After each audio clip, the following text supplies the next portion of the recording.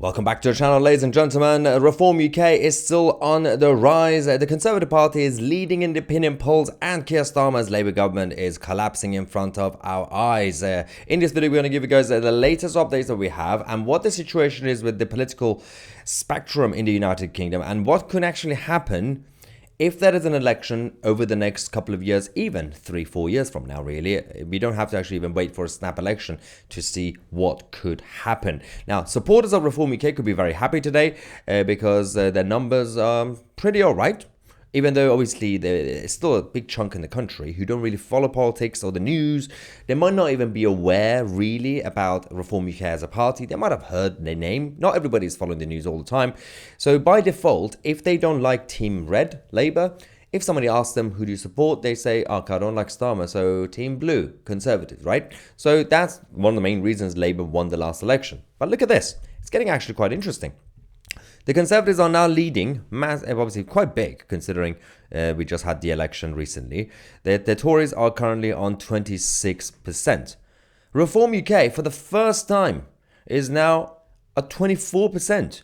Labour are third for the first time in years, 23%. And the Liberal Democrats, Greens and the others, they're not really doing too well. They are completely irrelevant and their votes really don't make any difference in terms of splitting the vote on the left. Most of it still goes to the Labour Party. But it shows one thing. This country, by default, is small c conservative. Traditionally, culturally, they're conservative. And that doesn't necessarily mean they are right-wing on everything. The best way we can describe the people in this country is, I always say, you know, the consensus is people want to hang the pedos and fund the NHS. So economically, they still believe in free markets, but people like public services and the safety net, generally, not full socialism. But culturally, they're very traditional, they're very conservative. They still believe in liberal values, basic liberal values, free speech and everything else, but they're more traditional. Middle England, Scotland, Wales, Northern Ireland. But this is the reason that Reform and the Tories, if you put the numbers together, that's basically half the country. Now, not all the Labour voters are also actually socialists. There are a lot of people who just vote Labour because they didn't like the Tories. That's one of the main reasons. But you look at what's been going on recently, even this September, which was only a couple of months after the election, half of people in Britain disappointed in the Labour government, including 1 in 4 Labour voters. And that was in this September. The situation now is completely messed up. Half of Brits say that they are disappointed of what Labour have done in government so far, including a quarter of Labour voters. A quarter think Keir Starmer is doing a good job as Prime Minister. That's basically the 25% is the same number as the current people who think Labour, they're going to vote Labour. So about 25% is basically the country that will always vote Labour. Now, Brits are more likely to think that the Labour government will change Britain for the worse. 36% think, yeah, worse, and only 31% say better. So the parties that want to challenge this, so the Tories and Reform, they need to look at one thing. About 25% are essentially almost always Labour. Almost, right? About 20-25%. Doesn't matter right now what the Tories are saying or what Reform UK are saying.